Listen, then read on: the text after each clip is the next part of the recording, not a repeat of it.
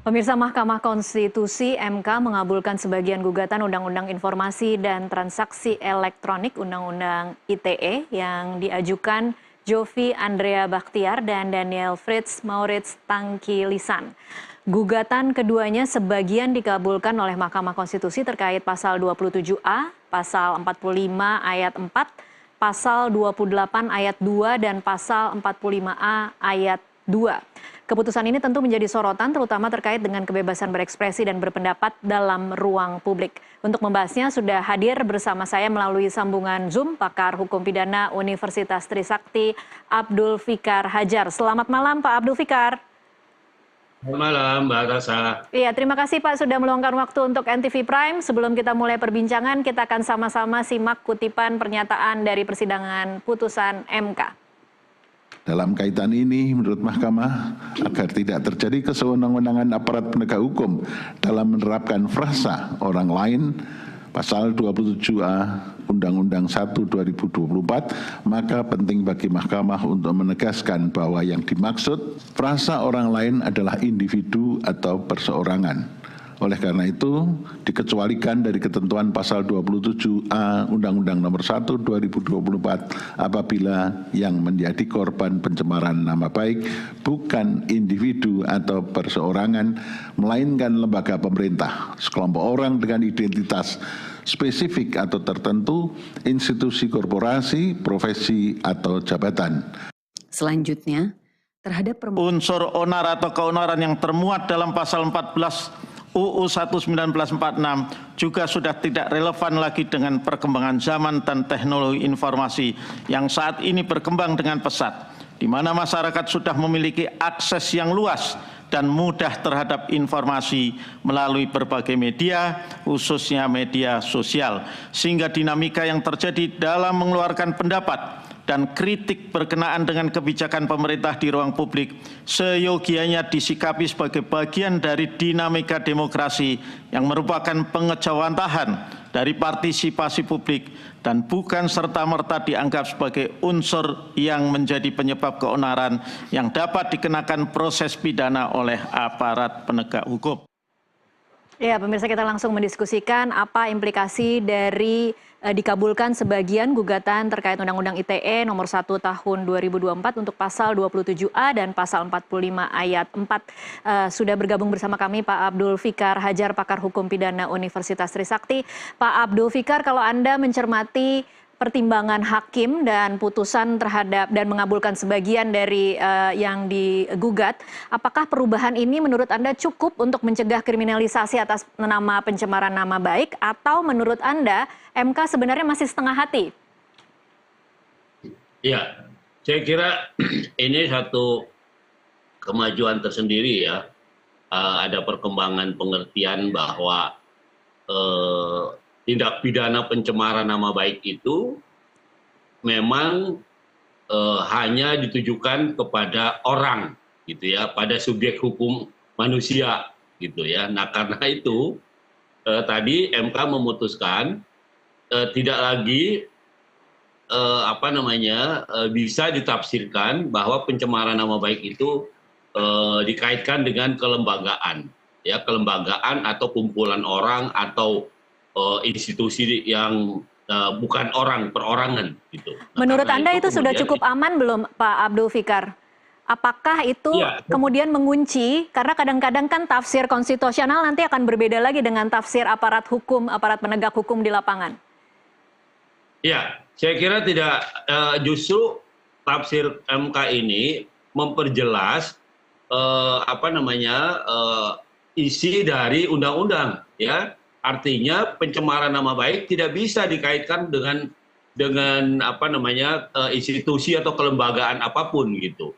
Jadi memang yang namanya pencemaran nama baik itu pada orang gitu, tidak pada selain orang gitu. Nah, karena itu tadi secara jelas Mahkamah Konstitusi menyatakan nggak bisa orang umpamanya mengumpat kepada lembaga, kepada perkumpulan atau apapun namanya yang bukan orang, itu dipidanakan.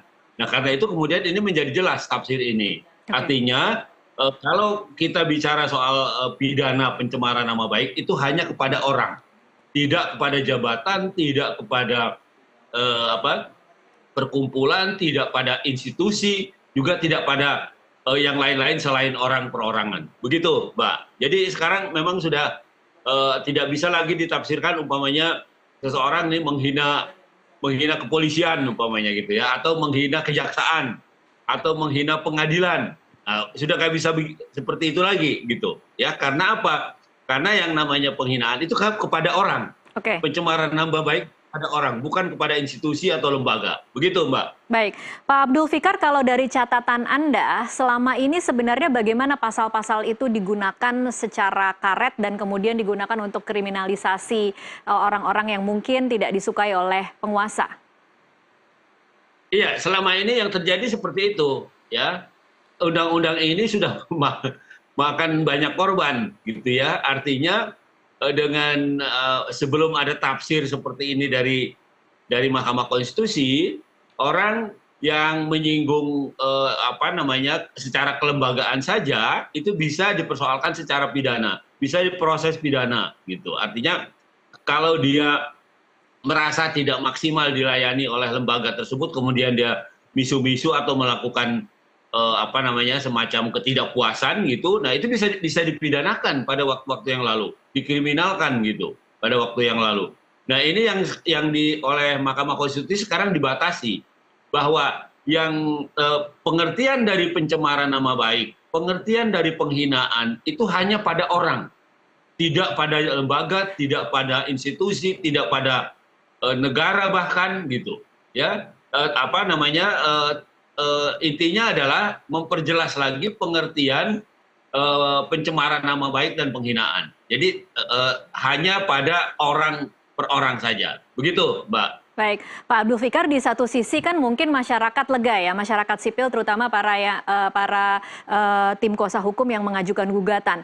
Tetapi di sisi lain, sebenarnya ketika penghinaan itu terjadi pada orang per orang, artinya masih bisa digunakan pasal ini sebagai kriminalisasi dengan atas nama pencemaran nama baik, misalnya kepada Menteri A atau Menteri B atau kepala lembaga A. Itu masih bisa terjadi ya, Pak Abdul Fikar? Sepanjang yang disebut itu jabatannya, itu tidak akan pernah terjadi.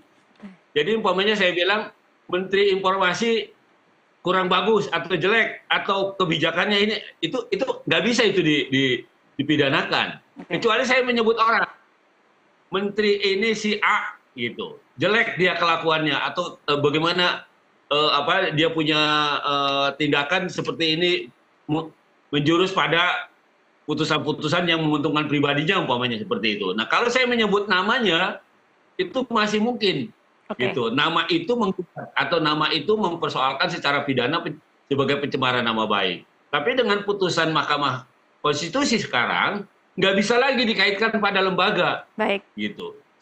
Apapun kritik orang terhadap institusi, gitu ya, terhadap kebijakan institusi atau kepada apa yang dilakukan oleh institusi, itu bukan merupakan tindak pidana. Baik. Begitu, Mbak. Pak Abdul Fikar, lalu bagaimana dampak putusan ini terhadap kasus-kasus yang sedang berjalan? Nah, kalau ada kasus yang memproses ini, gitu ya, maka dia harus dihentikan. Dengan putusan Mahkamah Konstitusi ini, maka semua kasus yang mempersoalkan atau yang memproses pidana orang-orang yang dianggap melakukan penghinaan terhadap lembaga, terhadap institusi, itu semuanya harus dihentikan. Ya karena sudah tidak ada lagi dasar hukumnya. Ya, sudah tidak ada lagi sudah jelas pengertian bahwa yang namanya penghinaan itu, yang namanya pencemaran nama baik itu hanya pada orang, bukan pada institusi, bukan pada lembaga, bukan pada organisasi atau pada yang lain-lain. Begitu, Mbak. Baik, termasuk hanya pada orang. Iya, berarti termasuk kasus yang melibatkan salah satu penggugat ya Pak Abdul Fikar, Daniel Tangkilisan, yang kasus 2024 aktivis lingkungan yang mengkritik proyek pembangunan, ini artinya kasusnya kemudian bisa gugur, begitu? Iya, harusnya begitu. Dengan sendirinya, dengan keluarnya putusan Mahkamah Konstitusi ini, maka proses pidana terhadap siapa tadi Daniel itu, ya, yang dipersoalkan karena mempersoalkan kebijakan kelembagaan, soal lingkungan dan sebagainya, ini harusnya selesai, ya. Artinya harus dihentikan, gitu. Oke. Karena tidak ada lagi konstruksi hukum pidana yang bisa mempidanakan orang karena menghina lembaga, karena mengajukan keberatan, atau karena melakukan perbuatan-perbuatan, apakah itu perkataan. Kalau perbuatan merusak masih bisa dipidana, ya. Tapi kalau sepanjang itu perkataan, sekeras apapun, ya, apalagi itu umpamanya kelembagaan negara atau pemerintah, itu pasti tidak bisa pidana. Karena terutama, ya, kelembagaan negara itu kan fungsinya memang melayani rakyat, fungsinya melaksanakan program-program untuk kesejahteraan rakyat, gitu. Nah, karena itu dengan sendirinya rakyat punya legal standing, punya kedudukan hukum untuk mengkritik sekeras-kerasnya, gitu, terhadap kebijakan-kebijakan yang dikeluarkan oleh lembaga-lembaga negara. Begitu, Mbak. Baik, Pak Abdul Fikar, kalau dalam catatan Anda, adakah pasal-pasal lain, khususnya dalam Undang-Undang ITE, ya, yang menurut Anda masih cukup berbahaya mengancam kebebasan sipil? Iya, dulu ini sebelum putusan-putusan Mahkamah Konstitusi itu keluar membatasi bahwa tindak pidana pencemaran nama baik, penghujatan dan sebagainya itu bagian dari hanya pada kelembagaan, ya. Ini sering digunakan oleh aparatur pemerintah atau oleh para pejabat negara, ya, yang merasa jabatannya didiskreditkan, gitu. Nah, ini sering sekali terjadi, ya. Apalagi di daerah-daerah, gitu. Nah, bahkan di daerah nggak berani orang-orang daerah, ya, di Jakarta. Nah, itu yang kemudian ini dilihat oleh Mahkamah Konstitusi ini tidak pada tempatnya, gitu. Apapun yang dikatakan oleh masyarakat atau oleh rakyat terhadap, ya, kelembagaan, terhadap institusi yang menyelenggarakan kepentingan rakyat dan menyelenggarakan kepentingan negara, itu tidak dianggap sebagai bagian dari tindak pidana, baik itu pencemaran nama baik ataupun dia penghinaan dan sebagainya. Jadi Mahkamah Konstitusi sudah jelas membatasi, ya, bahwa tindak pidana pencemaran nama baik dan penghinaan itu hanya ditujukan pada orang per orang, bukan pada lembaga. Begitu, Mbak. Oke, baik. Kita masih akan lanjutkan lagi perbincangan di segmen selanjutnya, Pak Abdul Fikar. Kita akan break dulu sejenak, pemirsa, tetaplah bersama NTV Prime. Kami akan kembali usai jeda.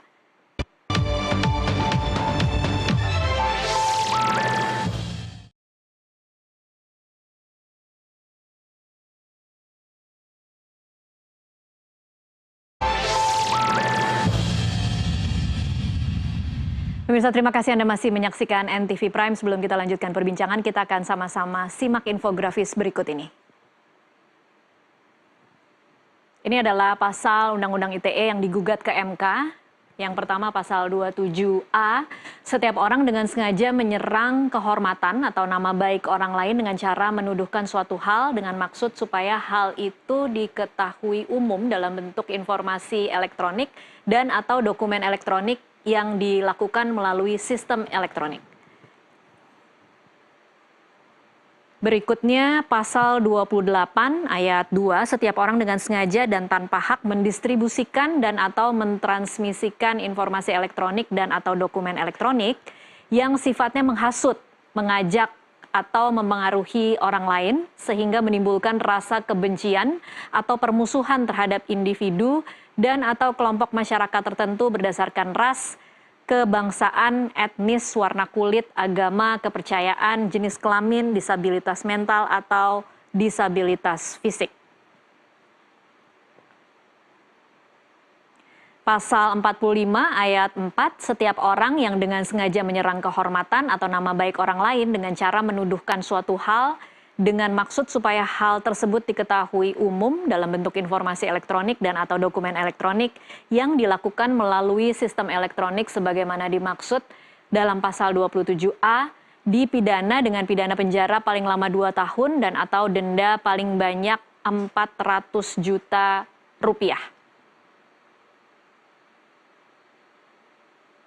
Kemudian pasal 45A ayat 2, setiap orang yang dengan sengaja dan tanpa hak mendistribusikan dan atau mentransmisikan informasi elektronik dan atau dokumen elektronik yang sifatnya menghasut, mengajak, atau orang lain sehingga menimbulkan rasa kebencian atau permusuhan terhadap individu dan atau kelompok masyarakat tertentu berdasarkan ras, kebangsaan, etnis, warna kulit, agama, kepercayaan, jenis kelamin, disabilitas mental, atau disabilitas fisik sebagaimana dimaksud dalam pasal 28 ayat A, dipidana dengan pidana penjara paling lama 6 tahun dan atau denda paling banyak 1 miliar rupiah. Kita lanjutkan perbincangan, saya masih bersama dengan Abdul Fikar Hajar, pakar hukum pidana Universitas Trisakti. Pak Abdul Fikar, lalu bagaimana implikasi putusan MK ini terhadap laporan dugaan ijazah palsu oleh mantan Presiden Joko Widodo? Iya, sepanjang kan gini, yang dilaporkan oleh masyarakat yang melaporkan, ya, itu sebenarnya dulu terjadi pada waktu Joko Widodo itu sebagai presiden, ya, sebagai presiden.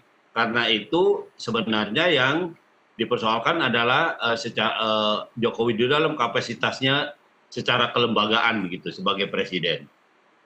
Karena itu kemudian tidak ada proses hukum yang bisa dilakukan gitu ya.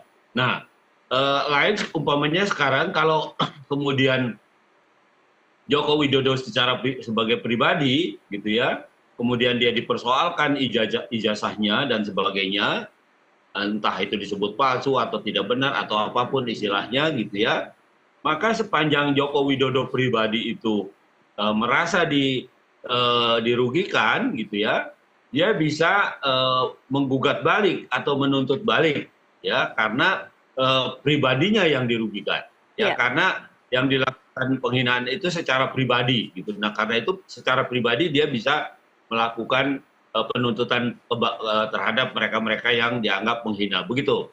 Baik, Pak Abdul Fikar, mungkin saya perjelas lagi perkembangan terbarunya karena memang baru dilaporkan hari ini. Mantan Presiden Joko Widodo melaporkan 5 individu inisial RS, ES, RS, T, dan K. Salah satunya adalah diduga mantan Menteri Pemuda dan Olahraga Roy Suryo dengan barang bukti 24 video yang diduga berisi penyebaran tuduhan ijazah palsu. Dan kemudian pasal yang dikenakan adalah pasal 310 dan 311 KUHP. Nah, artinya sebenarnya masih ada dong ya Pak Abdul Fikar pasal-pasal lain yang di luar pasal yang kemudian kemarin diputuskan oleh MK yang masih bisa mengkriminalisasi orang-orang atau publik atau masyarakat yang melakukan kritik di media sosial. Oh, itu berbeda. Pasal 310, 311 itu pidana itu berbeda, itu mencemarkan nama baik dalam perbuatannya yang yang luas gitu ya. Tidak hanya mempersoalkan pada internet atau pada laman yang lain, tapi ini lebih luas gitu. 310 itu umpamanya Anda dikatain nama hewan aja, itu Anda udah bisa mempersoalkan itu pakai 310 itu. 310 atau 311. Atau Anda tidak melakukan apa-apa tetapi disanggah melakukan yang merugikan orang lain, nah itu juga bisa pakai 310, 311.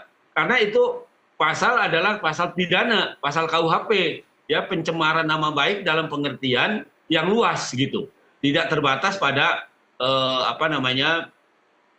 tidak terbatas pada kelembagaan. Nah, tapi kalau Pak Joko Widodo menunjuk peristiwanya itu peristiwa penghinaan atau pencemaran ketika dia menjabat sebagai presiden atau ketika dia menjabat sebagai pejabat publik, itu laporannya mestinya sih tidak akan bisa jalan gitu. Oke. Ya, karena tidak karena orang bukan mempersoalkan pribadinya, umpamanya Pak Presiden Pak Jokowi kakinya pincang atau apa, tidak menjelek-jelekan secara pribadi seperti itu.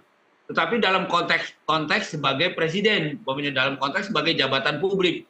Nah, itu yang oleh putusan MK itu dikecualikan gitu. Baik. Nggak ada itu. ya pencemaran nama baik terhadap jabatan itu tidak ada Oke. gitu. Tetapi yang ada mungkin yang dilaporkan karena menyebut nama pribadi dan peristiwa yang bersifat juga pribadi. Oke. Itu saya kira yang dilaporkan. Baik. Jadi bukan yang kaitan dengan jabatannya. Begitu, Mbak. Baik, terima kasih. Sayang sekali waktunya sudah habis. Terima kasih Pak Abdul Fikar Hajar untuk waktunya bersama kami di NTV Prime. Dan pemirsa, perbincangan tadi sekaligus menutup jumpa kita dalam NTV Prime kali ini. Mewakili seluruh kerabat kerja yang bertugas, saya Tasya Lutmila undur diri. Terima kasih atas perhatian Anda. Sampai jumpa.